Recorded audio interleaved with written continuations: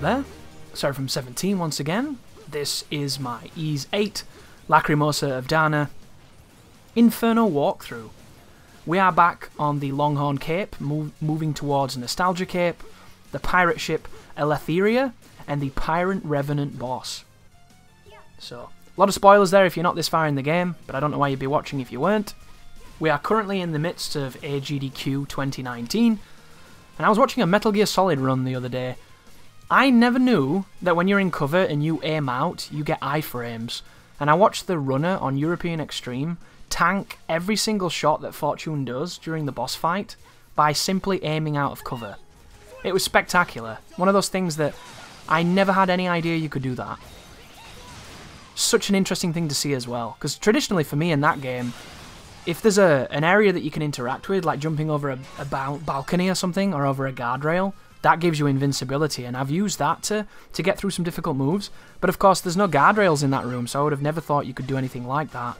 But the more you know, right? Really interesting. And this game is so full of invincibility that you really don't need any trick invincibilities because you have so many periods of it. Like, imagine if this game had moves that had periods of invincibility. Because of course the extra move and things like that freeze the time and pretty much make you invincible are kind of examples of that, but in a lot of ways this game reminds me of Ninja Gaiden. And I know that sounds amazingly silly, because it is, but in Ninja Gaiden 2, high level play in Ninja Gaiden 2 is chaining iframes to kill everything and survive. In this game, you spend so long invincible chaining iframes that you're practically Ryu Hayabusa, only in Ninja Gaiden it's considerably more difficult to do because it's not timing based, it's can you not get grabbed by 1,000 dickheads who are really cuddly. But this is a long beach that leads to a cave that leads to a pirate ship that is completely Scooby-Doo, and I love it. However, there's a lot of enemies here, and all of these enemies are kind of our level / above, dropping decent resources, so you're going to see me fighting all of them. You don't have to fight them, I'm choosing to fight them. They're all kind of similar to enemies we fought before, like the Pervastera here. He's just a stronger version of the dude that was at the beginning of the game, so he takes an incredible beating, but he drops Ancient Hide, Hard Fibers, Sparkling Mucus, and all of those things can be quite handy, and we got a really nice drop just then. As Dana got a move, which I'm going to probably swap in to see what it is. Is it the Mistral Edge? One of the things I struggle with Dana's moves is that when you go back into the past, she can only have one set. So you get so used to using like Ice Age and things like that with her, and then when you play as her in the past, she doesn't have it. And it's really weird, it kind of messes with my brain. This is the moment when I'm checking to see if I've learnt the stun move yet too. You're probably going to see me maybe using more skills with Ricotta, which is something I should mention too.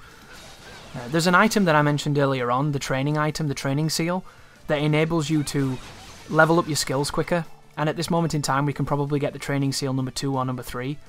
You want to put that on people whose skills you want to develop, because it's going to make them better tools for you.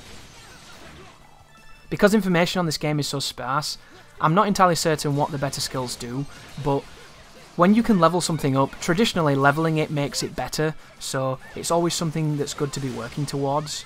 We've probably already maxed the Force Edge maneuver that I'm using, because I've used it so frequently, and then later on when we get the Brave Charger, the first thing I'm going to do with that move is put the seal number 4 on and master it immediately, just so that I can feel like I'm getting the most bang out of my buck, because that move is incredible, guys. That's the kind of move where you use it and you hit for 10,000 damage. And it's really fast, it's got a lot of forward momentum, it's kind of crazy.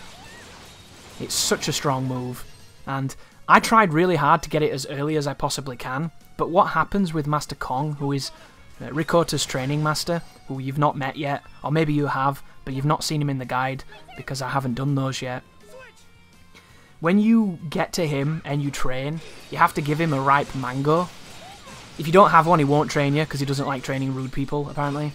But then, afterwards, you can get to a point where he just wants you to leave, and he can't train you anymore, regardless of if you have a mango or anything along those lines, because they gate the training missions, which is understandable, because getting Brave Charger when you can first fight Master Kong would be ridiculous. You would kill the rest of the game.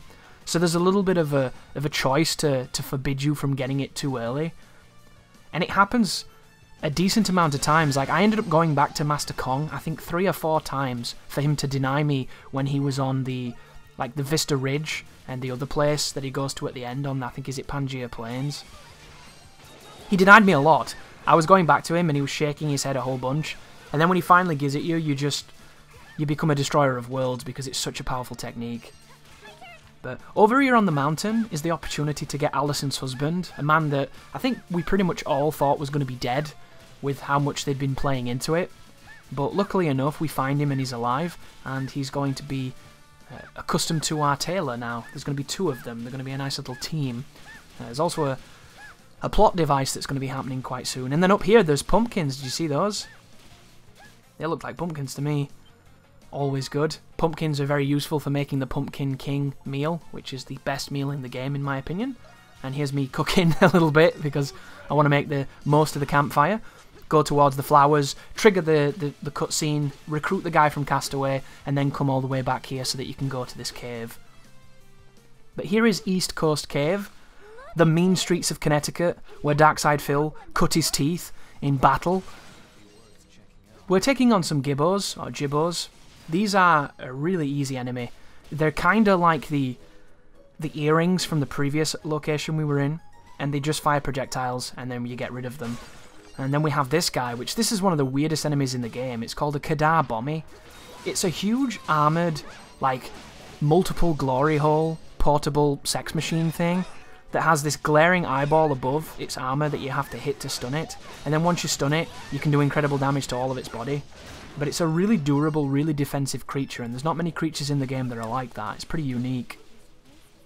And then over here we have another thing to discover, and some chests. But there's a mandatory fight coming up where it triggers a cutscene. It introduces you to some of those Valkyria guys. I forget the name of them. They're like a really mean bug that's got a dumb name. And it's a small environment with a lot of them, and they are decently tanky. So it's going to be another instance, guys, where you're going to see me use the extra skill. Because there's no checkpoint on the fight, which is really weird, I think. When you retry, you have to come all the way back. And I think you have to come all the way back because I was reloading instead of retrying. Because at this moment in time in the game, it's quicker to reload than it is to wait for my team to die and retry, which is unfortunate because I really think that the game could benefit from being able to let you retry immediately. But this is a Gil Curia, that's the name of this. It's level 48, so it's 2 levels higher than me. It drops white meat and ancient components, which ancient hide is going to be quite useful at the moment. But just get rid of them as quickly as you can. This room is very claustrophobic, and these enemies can be very aggressive.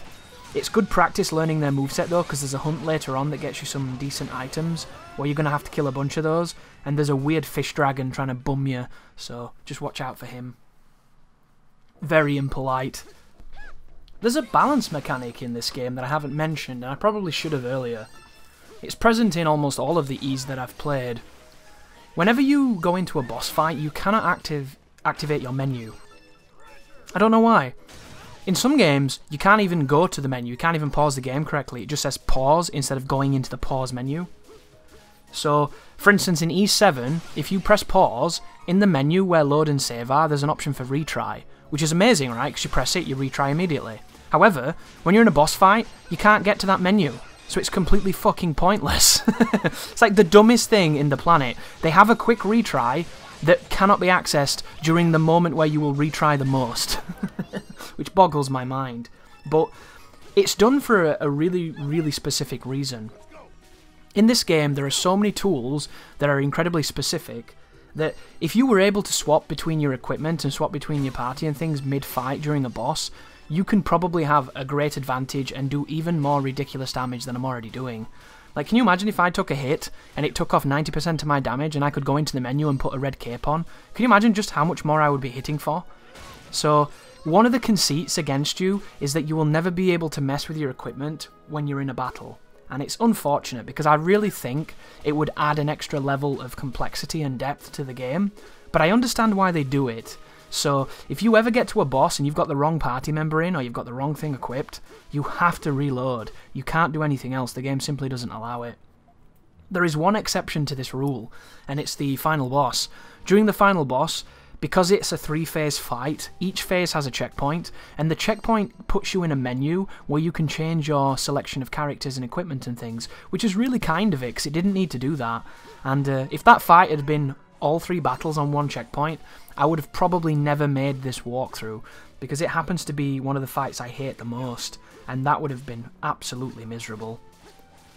But this is the pirate ship. There is a lot of items here and a lot of skeletons that have this repeated thrust attack.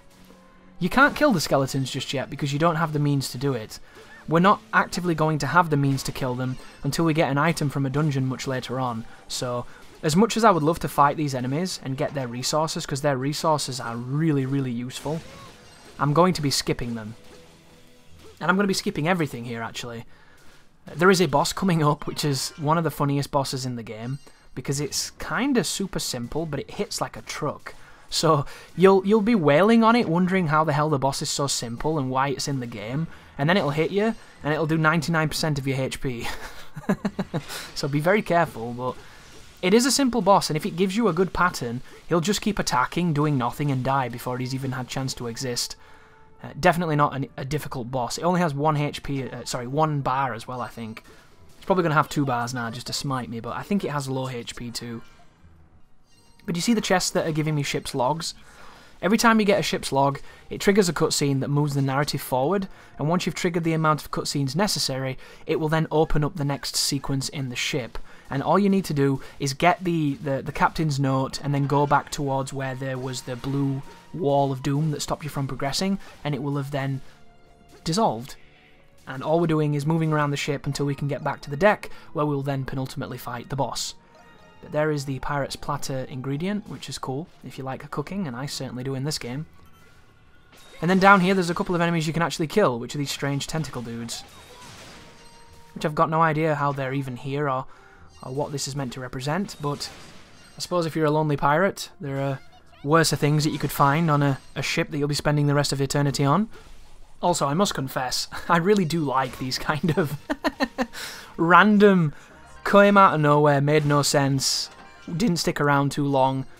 You could call it some kind of strange, you know, Deus Ex Machina moment or a MacGuffin, depending on how technical you want to be with the phrasing. But we need this random pirate ship because it's going to give us sea charts that enable us to take on the ocean's anus, which is the shithole of the game. And if we didn't have this random spooky Scooby-Doo mystery happen, we wouldn't have probably been able to do that. So, as much as this is completely nonsensical, stupid, and awesome, it's really necessary to beating the game too, which is really funny. And I think that's the final log that gets us out of here. So right now I keep trying to warp to Master Kong to get my sexy ability, I think, because I'm constantly trying to do that at one part of this walkthrough. And if you're wondering why you haven't seen any Kong fights, even though you can get them, A, I'm leveling up Rakota for her fight, because I think hers is the hardest one. And B, all the Kong fights are going to be in a video together, I think, except for maybe one. But here is the Pirate Revenant. When you stand next to him, he either does a big overhead slam, or he does his claw slashes. There's his slam. If you jump and dodge into these moves, you can get a flash move and then stack it with flash guard. The projectile that he fired just then tends to always hit your team. And then this one is a little bit more directional, so get the flash guard off it and then proceed to get closer to the boss. As you beat this dude up, he will start getting more powerful, but because we do so much damage, it really isn't going to be much of a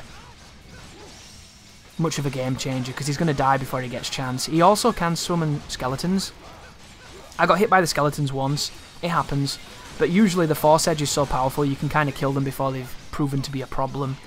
But right now, I carry the crit into the extra move, and we're going to finish off this gargoyle sailor man. And there you go. Level 47, boss is dead, another successful fight.